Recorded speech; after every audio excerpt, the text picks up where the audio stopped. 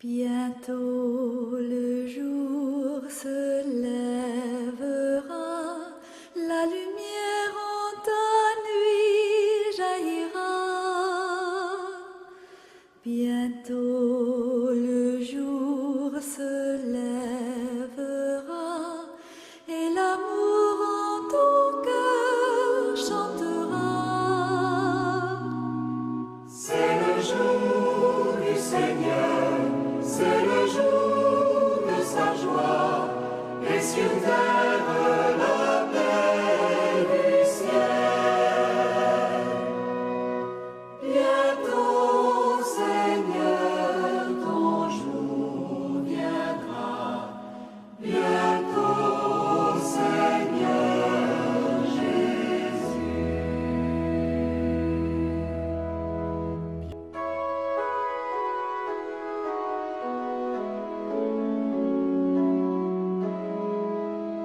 Frères et sœurs, bonjour et merci d'être à l'écoute de la parole de Dieu autour de Jésus-Christ qui nous réunit. Que le Saint-Esprit vienne nous éclairer à mieux comprendre cette parole et surtout à la mettre en pratique, et que le Seigneur vous donne à tous la paix et la joie, la miséricorde et le pardon. Dans ce 29e dimanche ordinaire, donc des docteurs de la loi et des pharisiens viennent voir Jésus. Ils veulent le faire tomber. Et ils lui disent, est-ce que notre loi nous permet de payer des impôts à l'empereur de Rome? Nous connaissons la réponse de Jésus. Rendez à Dieu ce qui est à Dieu, et à César ce qui est à César. Mais d'abord, cette parole des pharisiens nous montre le chemin à suivre pour vivre avec Jésus-Christ. Ils viennent voir Jésus, il lui dit, Seigneur, tu es la vérité. Tu n'as pas peur de dire aux gens ce que tu penses. Le Seigneur nous demande d'être vrai, nous aussi, comme lui, d'être clair. Mais de ne pas dire aux gens ce qu'on pense pour les humilier, pour les abaisser, le dire dans l'humilité, dans la bonté, dans la douceur, tout en gardant la vérité.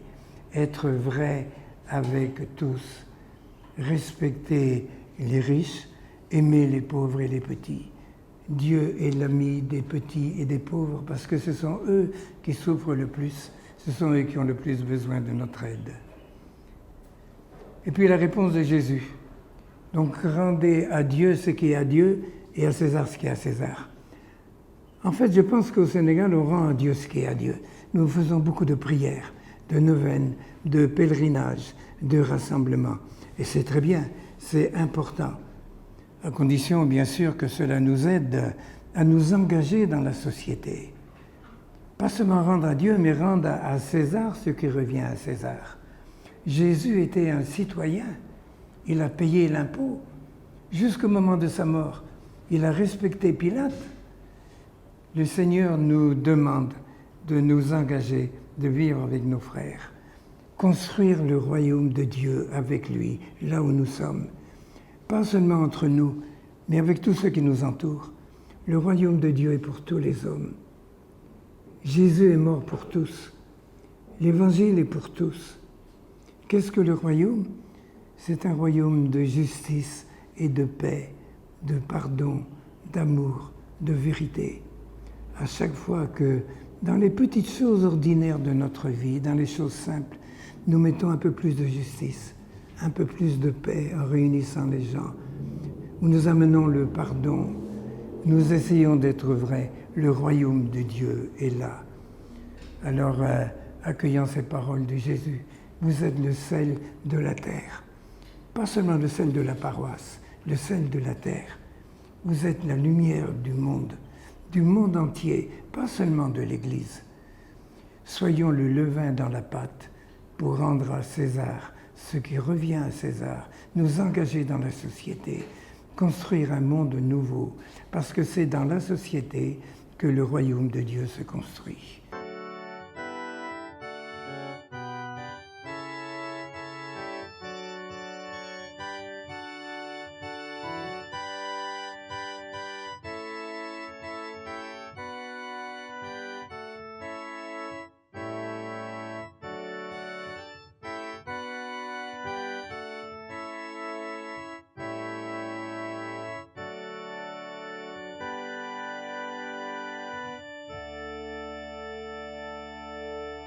chers téléspectateurs, amis croyants, chers fidèles chrétiens, chers internautes, bonjour et excellente journée dominicale. Nous poursuivons notre réflexion sur l'éducation. Dans la précédente émission, nous avons parlé de l'éducation traditionnelle et de l'éducation moderne. Le Père Armel, auteur de 5 ouvrages sur la problématique de l'éducation, nous avait révélé ses ressentis et ses conseils pour bien éduquer les enfants. Aujourd'hui, nous aborderons et essaierons d'élargir les thèmes suivants. Comment éduquer nos enfants? Notre rôle de parents. Pour cette nouvelle rubrique, le Père Armel est accompagné de Madame Johanna Françoise Bassène. Madame Bassène est professeure à la retraite à la Faculté des sciences et technologies de l'éducation et de la formation, FASTEF. Elle est consultante, expert en éducation. Elle est aussi écrivaine, auteure de plusieurs ouvrages. Je vais passer la parole à nos invités pour qu'ils se présentent, en commençant par le Père Armel. Père Armel, vous l'avez déjà fait lors de la précédente émission, mais il est toujours agréable de vous entendre nous parler de votre biographie, de votre parcours. Bonjour à tout le monde et merci donc d'être à l'écoute de l'émission autour de Jésus-Christ, qui est vraiment le plus grand des éducateurs. Et je reste bien sûr spiritain, c'est-à-dire religieux missionnaire. Et donc, en tant que spiritain, en tant que missionnaire, j'ai eu l'occasion de travailler dans beaucoup de pays. Au Congo, au temps où c'était une république populaire marxiste. Ensuite en Côte d'Ivoire. Et puis au Sénégal, à Tambacounda, à Saint-Louis et maintenant à Dakar. Dans des camps de réfugiés dans la forêt de Guinée pendant la guerre du Libéria, du Sierra Leone. Donc pour essayer d'aider les gens à revivre, à garder l'espérance à vivre une vie sociale. Donc j'ai aussi travaillé en France avec les travailleurs émigrés pendant 3 ans. Bon, je ne vais pas vous raconter toute ma vie, c'est déjà pas mal de choses. Mon Père, vous nous accompagnez dans la prière, s'il vous plaît, avant de commencer notre débat. Dieu notre Père, tu es un bon Père, un Père plein d'amour, de pardon, de miséricorde.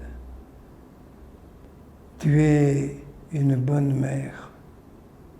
Comme le dit le psaume, je me repose en Dieu comme sur le sein de ma mère. Même si une mère oubliait son enfant, moi je ne t'oublierai pas. Regarde, j'ai gravé ton nom dans le creux de ma main.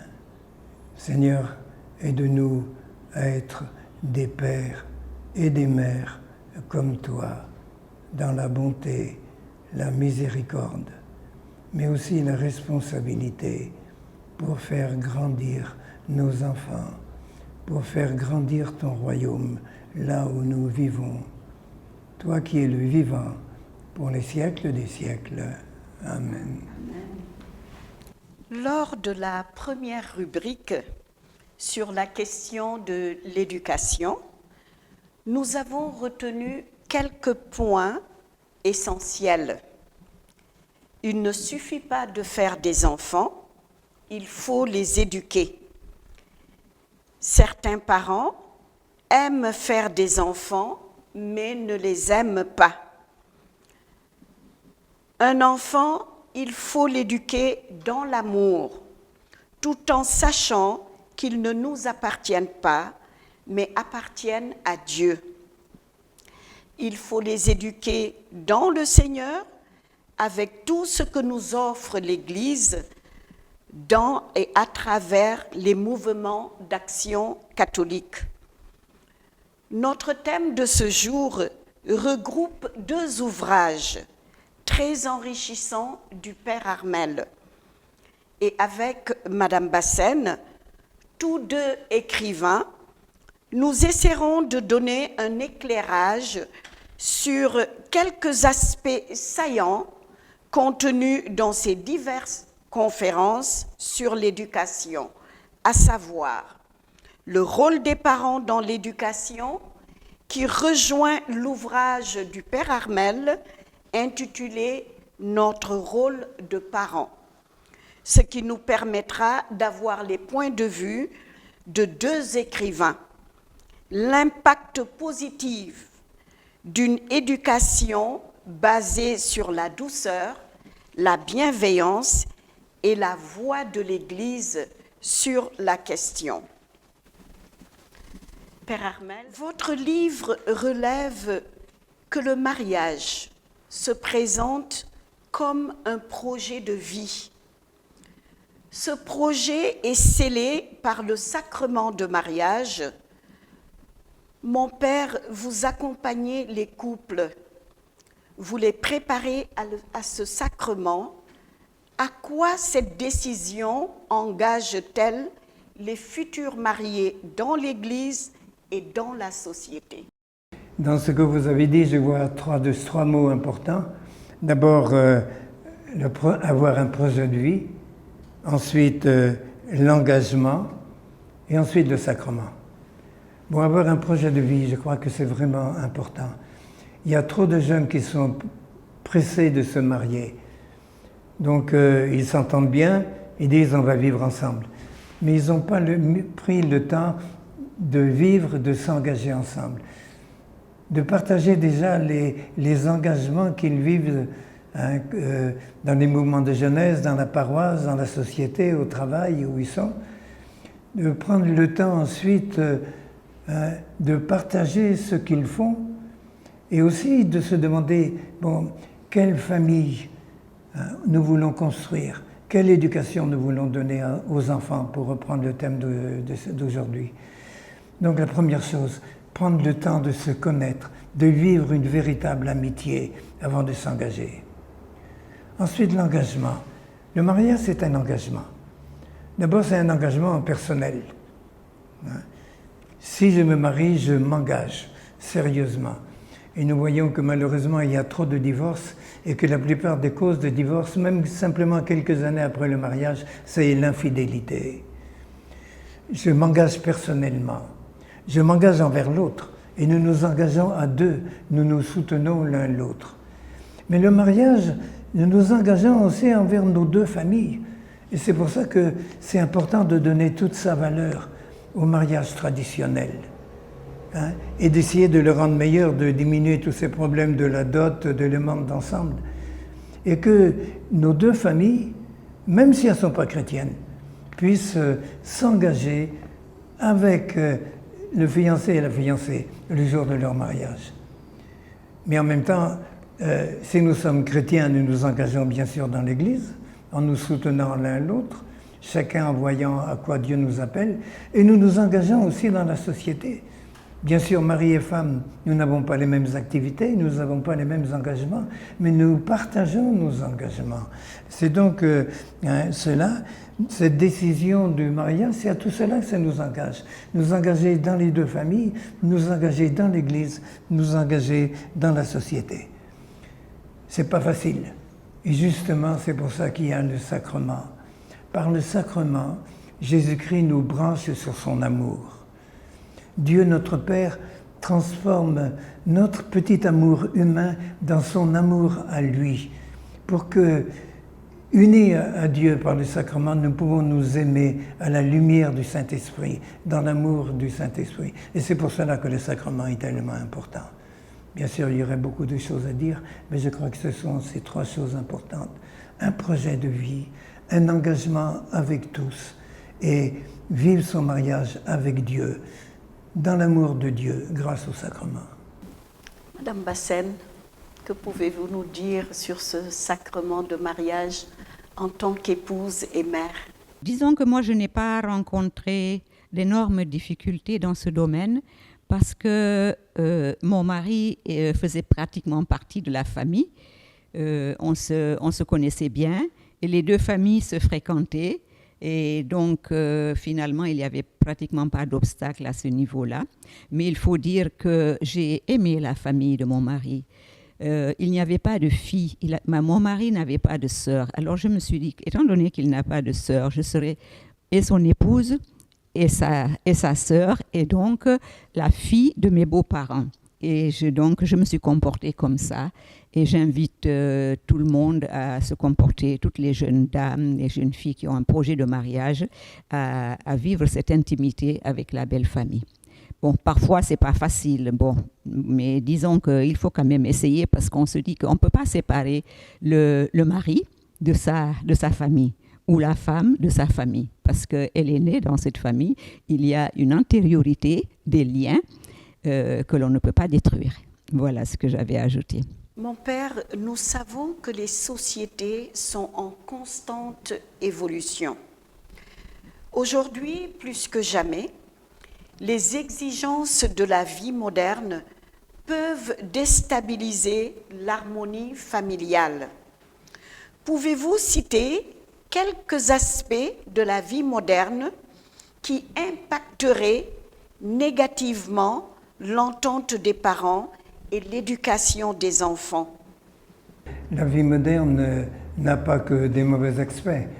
Ça amène une autre idée du mariage, une libération, et en particulier une libération de la femme, une vie de couple peut-être plus développée.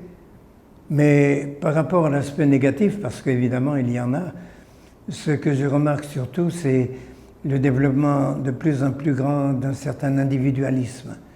Déjà avant le mariage, chacun veut faire ce qu'il veut.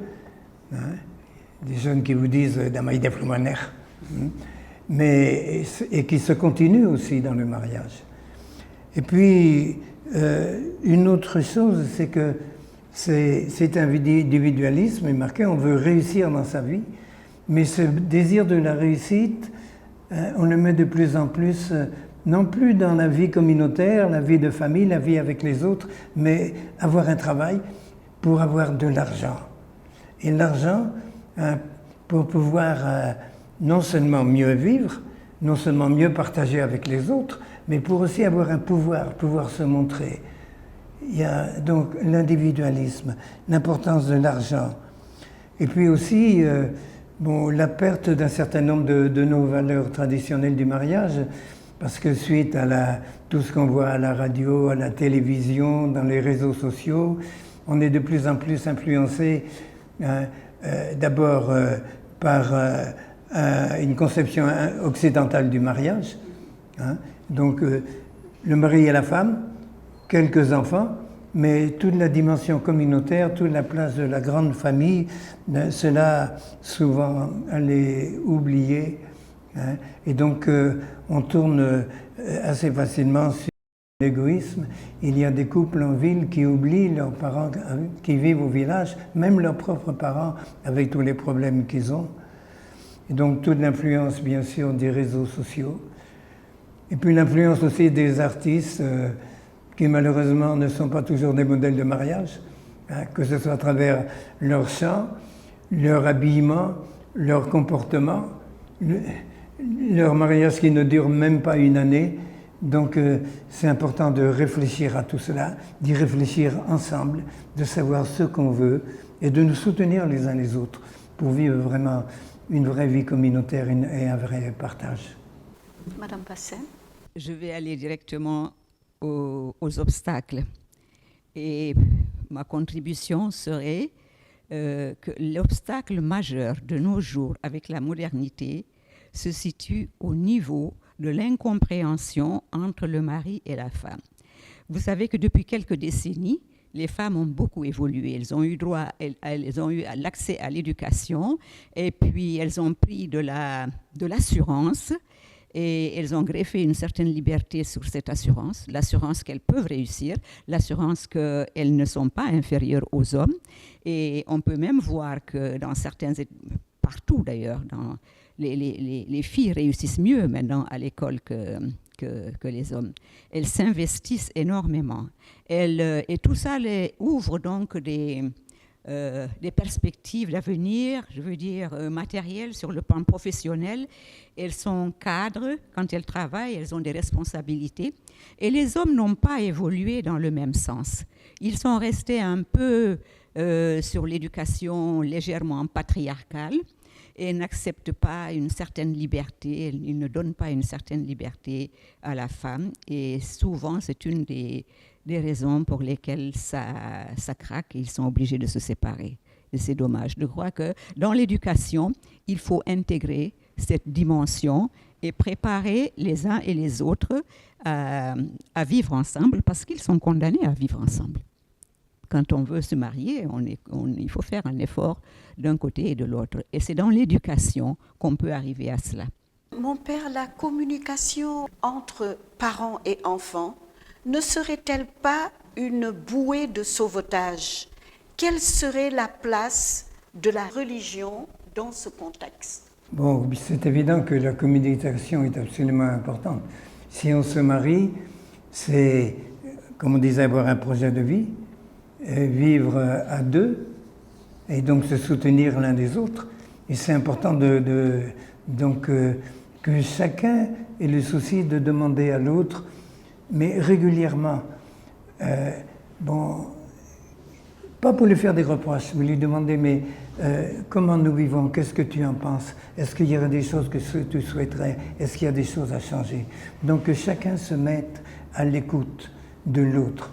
C'est la première communication, c'est ce qu'on appelle dans certains moments le devoir de s'asseoir. S'asseoir au moins une fois par mois, encore une fois pas pour se faire des reproches, mais pour essayer de voir comment avancer. Et ce devoir de s'asseoir, puisqu'on parle de l'éducation des enfants, c'est important de le vivre aussi avec les enfants. Dès que les enfants commencent à grandir, mais ne pas attendre l'âge de l'adolescence, à ce moment-là ils sont à l'étape de la réaction, de l'opposition, mais déjà quand les enfants sont petits, même à 5-6 ans, les enfants ils ont des idées, ils ont des choses à nous dire, ils nous voient vivre. Hein. Et donc, déjà de vivre ensemble et avec les enfants, de se dire, bon, mais notre famille, là, qu'est-ce qu'on en pense? Comment on vit? Comment on pourrait faire avancer les choses? Je pense que vraiment, effectivement, tout ce problème de la communication, c'est vraiment l'important. Et bien sûr, quand on parle d'éducation, ben, ce qui compte aussi, c'est le partage grâce à la religion. Pas seulement faire des prières, mais aussi lire un passage de l'Évangile. Même pour les gens qui ne savent pas lire, ils peuvent raconter un passage d'Évangile par cœur. Et après, en famille, on en parle ensemble, chacun dit un peu ce qu'il en pense, à quoi le Seigneur nous appelle. Si nous sommes croyants, pas seulement chrétiens, mais croyants, si nous sommes d'une autre religion, c'est important non seulement de communiquer, mais de se demander, bon, Dieu, qu'est-ce qu'il pense de ce que nous vivons? Dans la parole de Dieu, qu'est-ce qu'on nous dit? Pour nous les chrétiens, de se mettre à l'écoute du Saint-Esprit, de nous demander à quoi Jésus nous appelle. Pas seulement vivre notre vie humaine, mais essayer de vivre notre vie de famille, comme tout le reste de notre vie, dans la foi, dans la foi en Dieu, à la suite de Jésus-Christ, comme des enfants du Père et à la lumière du Saint-Esprit. Madame Bassène. Oui, la communication est très importante. Et je dis bien aux couples qui veulent m'écouter et qui veulent m'entendre que le jour où vous n'avez plus rien à vous dire, vous commencez la mort du ménage. On ne peut pas vivre avec quelqu'un ou quelqu'une, avoir des projets communs et ne rien avoir à se dire. Ça, c'est primordial. Et les enfants, il faut leur donner la parole. Et c'est là qu'il y a un petit frein. Si l'on observe les sociétés traditionnelles qui ne donnent pas beaucoup droit à la parole aux enfants. Les enfants ne doivent pas se mêler de ceci, se mêler de là, de cela. On les arrête un peu. Je crois qu'il faut communiquer parce que quand on ne parle pas aux enfants et quand on ne leur donne pas la parole, on ne peut pas savoir leurs penchants, leurs orientations. C'est absolument indispensable dans dans un couple, dans un ménage. Père Armel, malgré des tentatives de conciliation, il arrive que les parents se séparent. Et souvent, la mère se retrouve seule à élever ses enfants avec toutes les difficultés que cela implique. Quels conseils préconiseriez-vous dans ce cas spécifique? Je reviendrai à ce qu'on disait de se préparer le mieux possible sérieusement au mariage. Et même si on ne s'est pas préparé, déjà maintenant, de se redire, bon, quelle famille on veut construire, quel est notre projet, comment mieux le vivre avec nos deux familles, comment le mieux le vivre avec les autres. Donc même si on n'a pas eu l'occasion de se préparer au mariage, ce qui est dommage, mais c'est jamais trop tard, on peut continuer à réfléchir, à se former, à prendre des engagements, à prendre des responsabilités.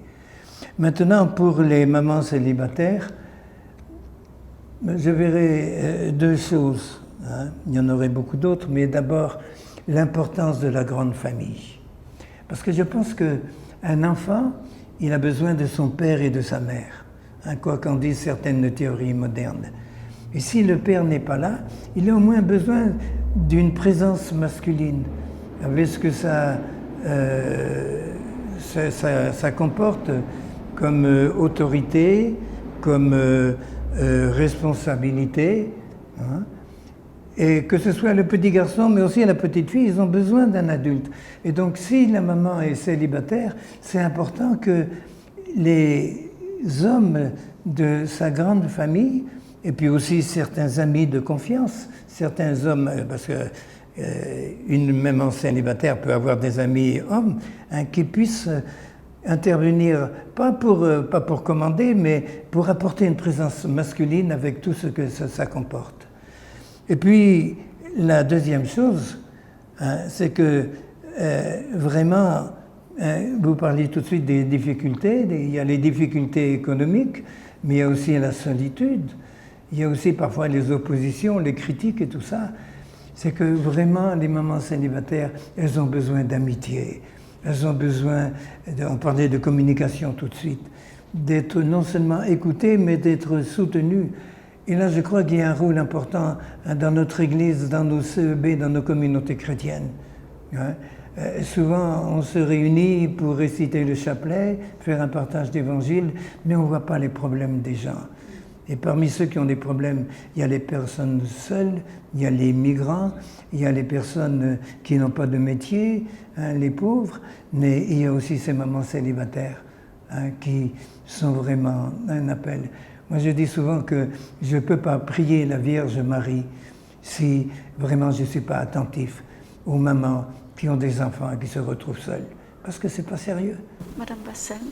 Le problème des mères célibataires dans une société comme les nôtres, africaines, pose problème. Parce que d'abord, elles sont indexées, voilà, et très souvent, bon, on les pointe du doigt, mais je pense que de nos jours, elles arrivent à relever tout ça parce que parfois, elles font elles-mêmes le choix d'être mères célibataires.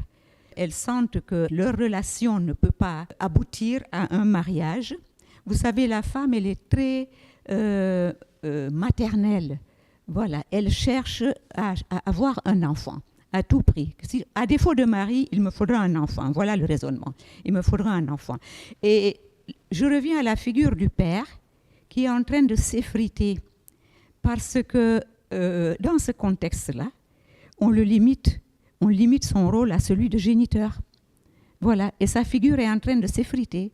Et son rôle, son devoir est pris en charge par la grande famille, la tante, l'oncle maternel, et les grands-parents. Voilà, et on se complaît là-dessus. Ce n'est pas l'idéal, je vous assure, ce n'est pas l'idéal, parce que l'enfant, il a besoin de son père et de sa mère pour grandir en harmonie.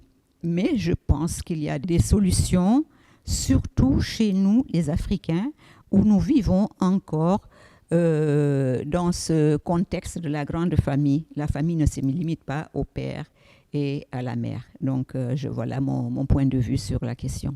Père Armel, vous touchez aussi à la problématique des familles recomposées.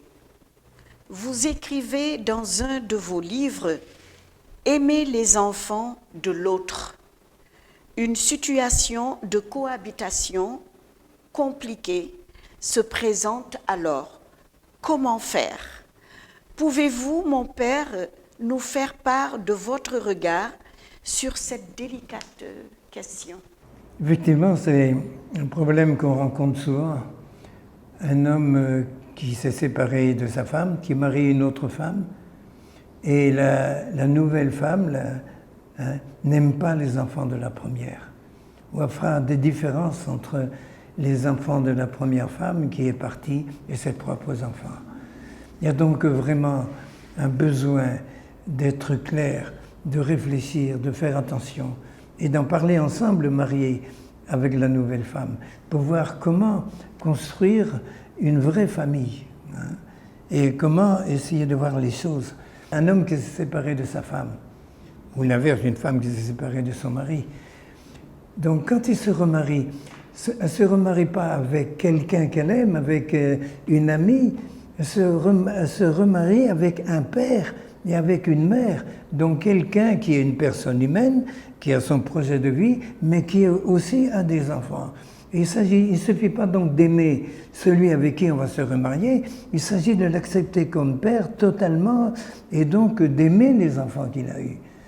Alors ça demande beaucoup de patience, d'en parler ensemble, de marier la nouvelle femme, et puis de savoir supporter des choses, surtout au moment de l'adolescence. Il y a des enfants qui grandissent et qui vont dire au mari de leur mère, mais de toute façon tu n'es pas mon père, qu'est-ce que tu as à me dire?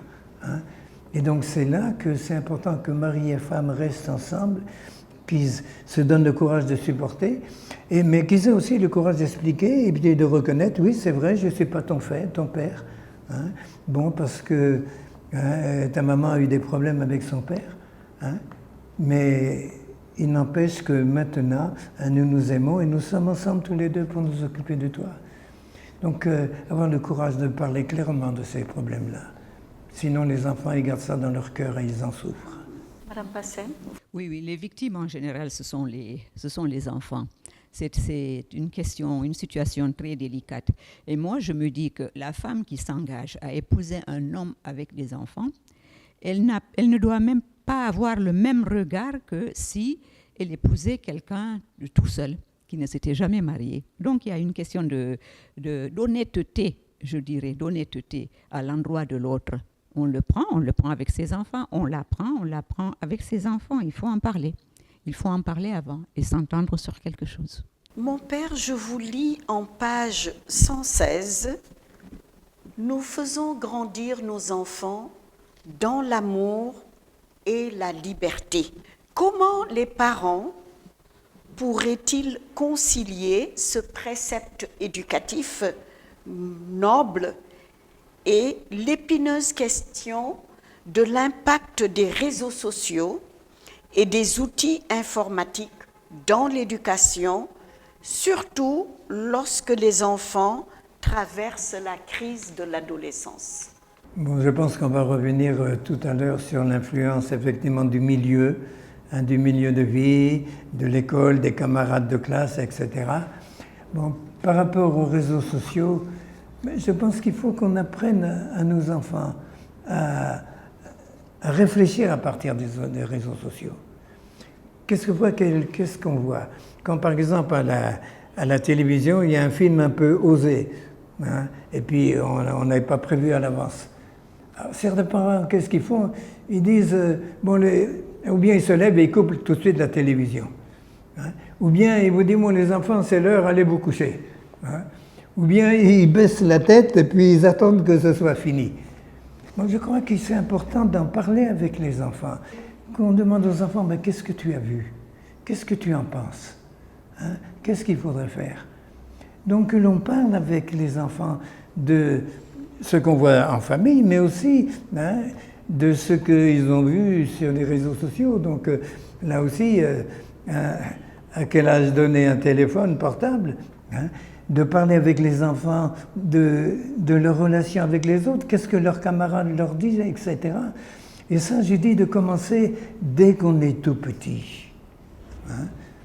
Il y a par exemple, un enfant qui demande à sa maman, mais maman, pourquoi tu es grosse maintenant? Est-ce que tu es malade?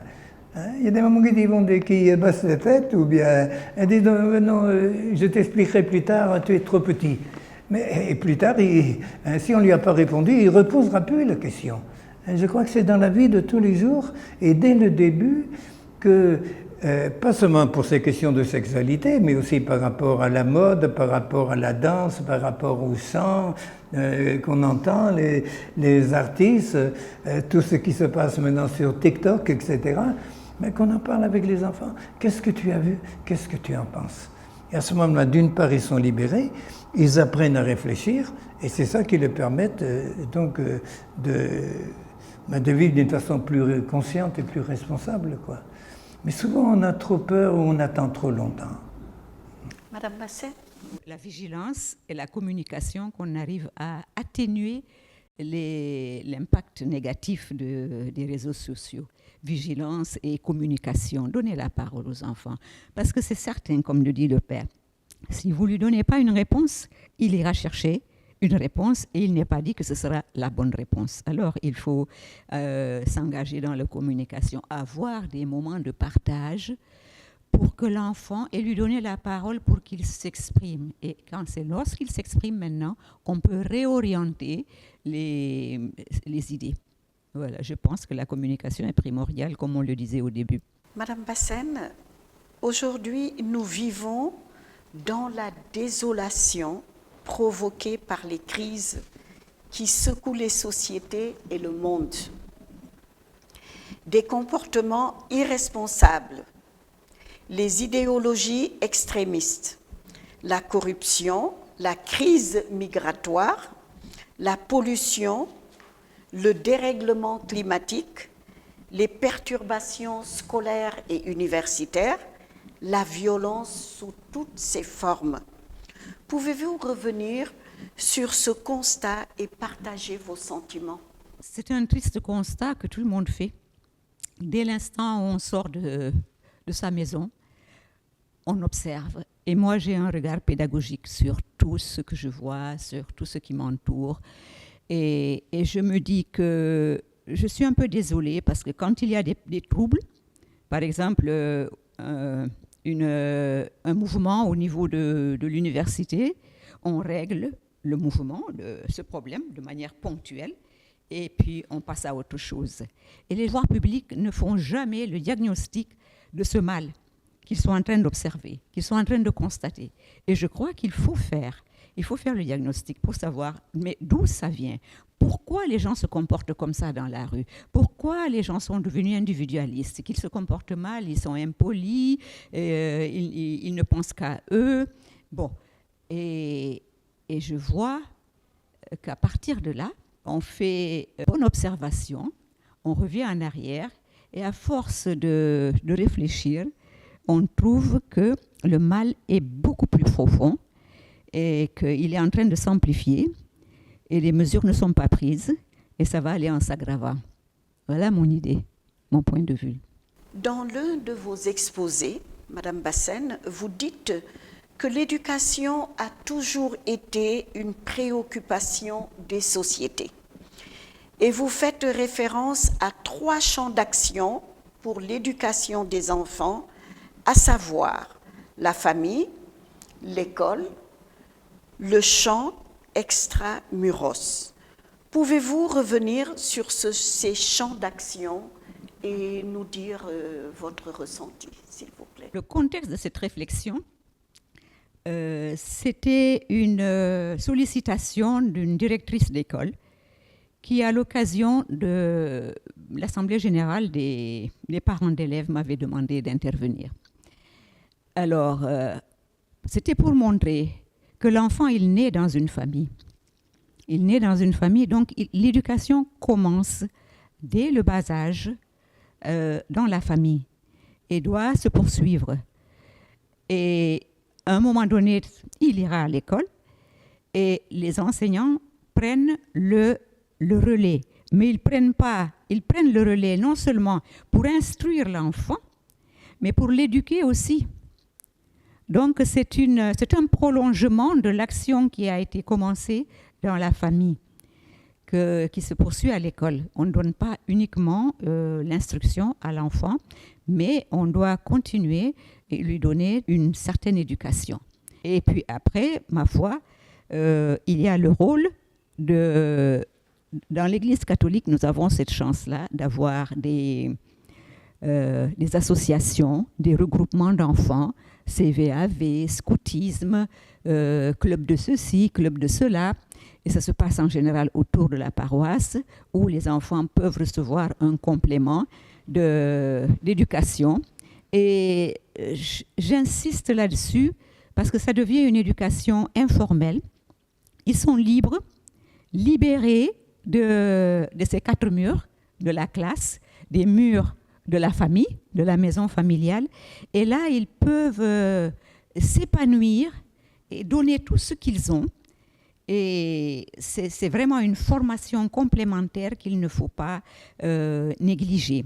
Et on dit en général que l'on conserve beaucoup plus longtemps l'éducation qu'on a reçue hors de la classe, hors de la famille, que l'éducation qu'on a reçue, par exemple, en classe. Voilà. Moi, je me souviens de tout ce que j'ai vécu quand j'étais dans les groupes CVAV. Âme Vaillante, je m'en souviens encore, les chants et tout, de cette convivialité.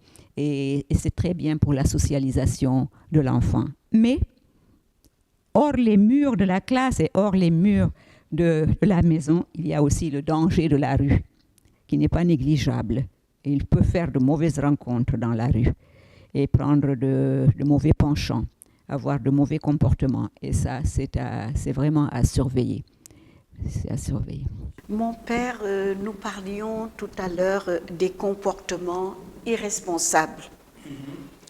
Les idéologies extrémistes, la pollution et le dérèglement climatique, les perturbations scolaires et universitaires. Pouvez-vous, s'il vous plaît, nous en parler un peu, votre ressenti, quelles solutions apporter par rapport aux enfants, la famille? Ben, je crois que Mme Bassène en a déjà parlé, hein, mais moi je dirais la première chose, c'est toujours le problème du verre vide et du verre plein, et du verre à moitié vide ou à moitié plein. Je crois que c'est important quand même d'apprendre à voir les choses positives. Bien sûr, il y a de la corruption, mais il y a des gens qui luttent contre la corruption. Hein. Il y a des crises migratoires, mais il y a aussi des gens qui essayent de faire réfléchir les jeunes. Donc il y a déjà d'essayer de voir aussi ce qui se fait pour soutenir ce qui se fait, hein, pas seulement se plaindre. Et comme le disait Mme Bassène, moi je pense que ce qui est important, c'est de voir les causes. Il ne suffit pas de dire à des jeunes, il ne faut pas te droguer, mais pourquoi il se drogue, hein? Pourquoi il devient violent? Pourquoi il veut à tout prix partir en Europe? Et ce n'est pas seulement en lui disant tu risques de mourir dans la mer ou dans le désert, mais d'abord lui donner en positif l'amour du pays et le sens qu'il peut vivre, il peut faire quelque chose. Puis éduquer aussi les familles par rapport à cela. Donc je pense que c'est important de vraiment de voir les choses quand même sans se décourager.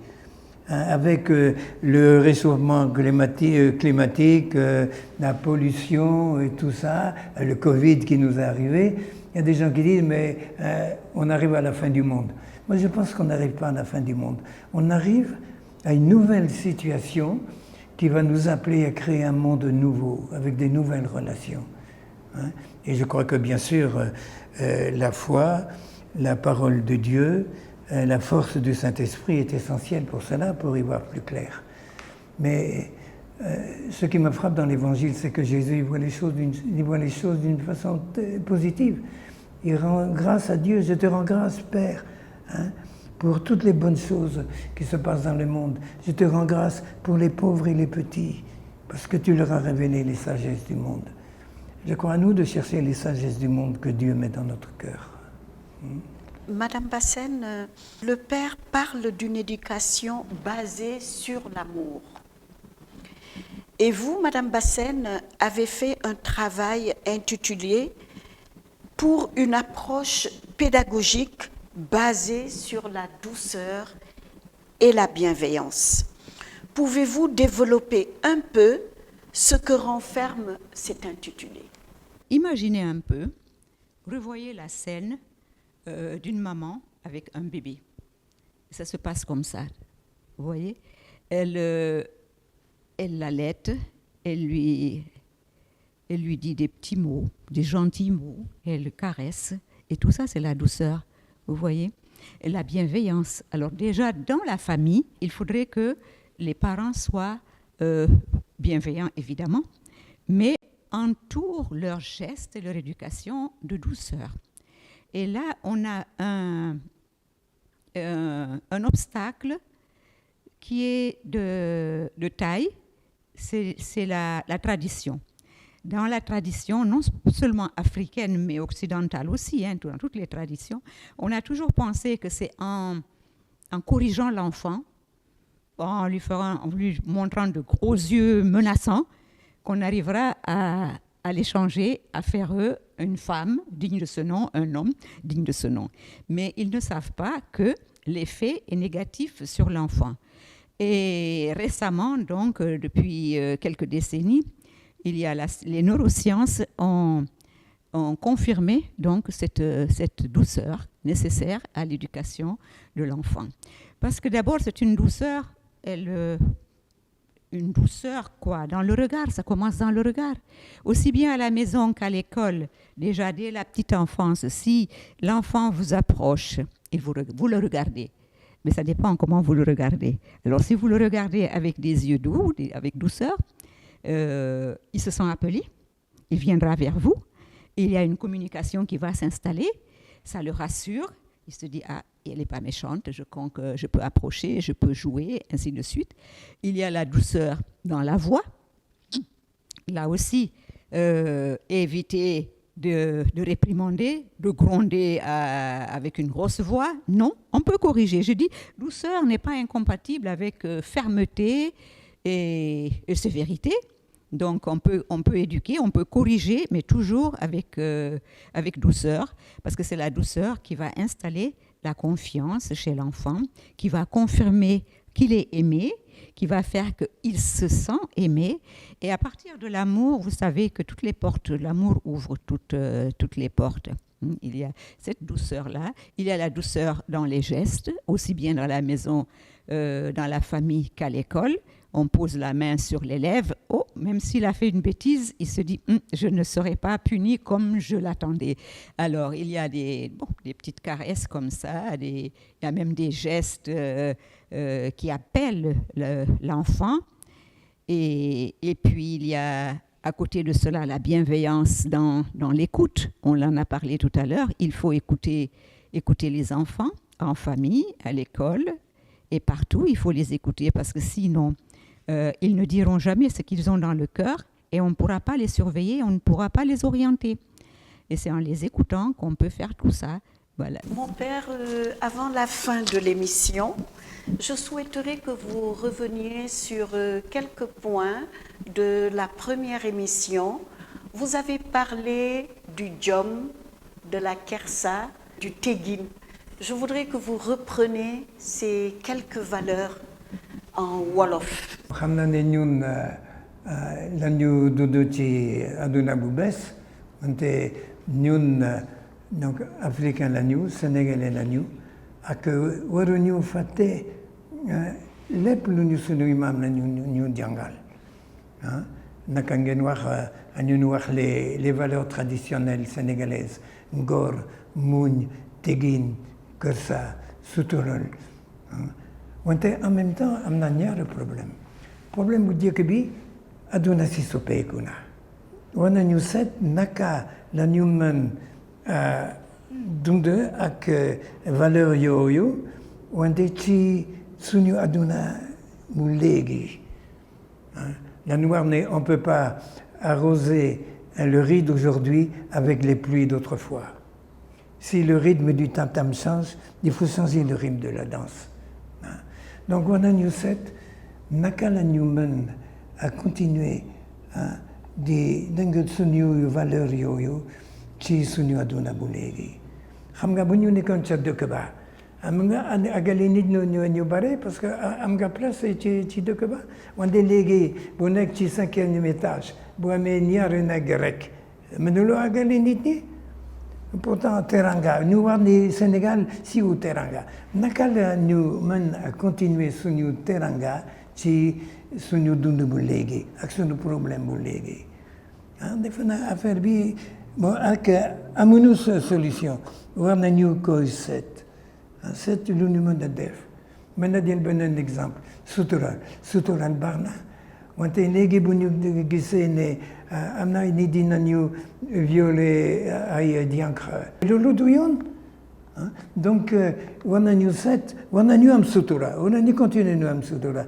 wante war nañu seet naka la ñu mën a am sutura bu dëgg-dëgg sutura bu ñu mën a jàpp ak yokkal yi ci suñu àdduna ci suñu dund bu bees bi amuñu solution xamuñu à l'avance lu ñu war a def wante war nañu xalaat ak donc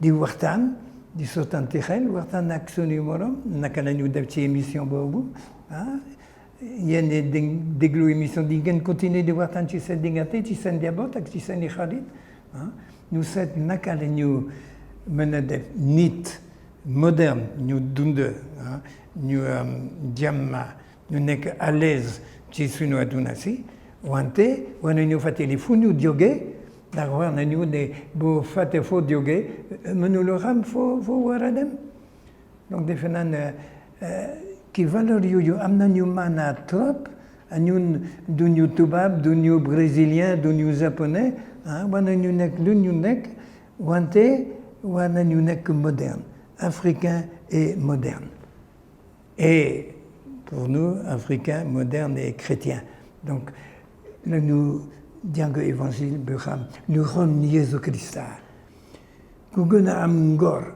ak jom mooy Yeesu Krista boromu àdduna su sëpp moomu yàlla la wante bu mu amee ngor ñëwul ñu wante xooleen man borom kër man doomu yàlla mënul forcer kenn mu déglu nit ñun ñëpp di leen di déglu ndax xam nañu ne yenn saay nit ñu am ngor ñu xalaat bu am ngor war na nekk patron war na élève ne nii war na leen di forcer loolu du yoon nañu jàpp suñu valeur traditionnelle wante lañu nangu itam suñu valeur chrétienne ak defe na bu ñu boole ñoom ñaar di waxtaan ak suñu morom xel mu selam yi dinañu leeral ak ndànk-ndànk dinañu xam ban yoon lañu war a doxal. Merci Père Armel, merci Madame Bassène pour vos différentes interventions sur l'éducation. Éduquer est une véritable mission, une mission extrêmement délicate, complexe et difficile. Et l'éducation commence dans la famille. La famille est le terreau dans lequel naît et se développe l'enfant. D'où la nécessité de veiller à ce que les familles puissent réunir les conditions favorables à leur mission, qui est une mission divine. Je vous remercie et à très bientôt. Nous venons donc de suivre cette émission, de nous demander comment vivre et comment éduquer nos enfants, même dans les difficultés actuelles.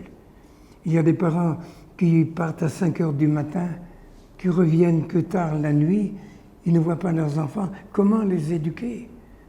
Dans nos écoles, on dit l'école doit être un lieu d'éducation, mais d'abord, comment former nos enseignants? Au manque d'enseignants, on recrute des gens qui n'ont pas le temps d'être formés.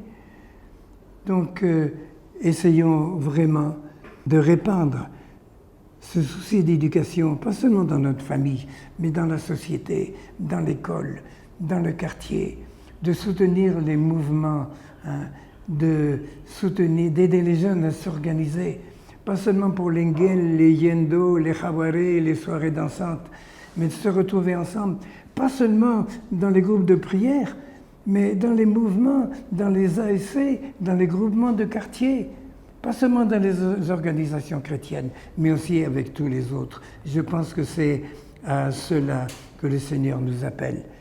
Mettre cet esprit de famille dans la société. Nous évêques nous l'ont dit, l'Église, c'est la famille de Dieu. Ce que nous avons dit donc sur la famille, sur l'éducation, partageons-le dans nos quartiers, avec nos voisins, au travail, dans nos relations, pour que vraiment l'amour, la bonté, la miséricorde et le respect des petits, où ensemble nous cherchons à grandir ensemble, que nous soyons vraiment, là encore, unis avec Jésus, pour vivre avec Jésus. C'est cela qui nous rendra heureux et qui rendra les autres heureux. Bon dimanche, dans la paix, dans la joie et le partage. C'est le jour du Seigneur, c'est le jour de sa joie, et sur terre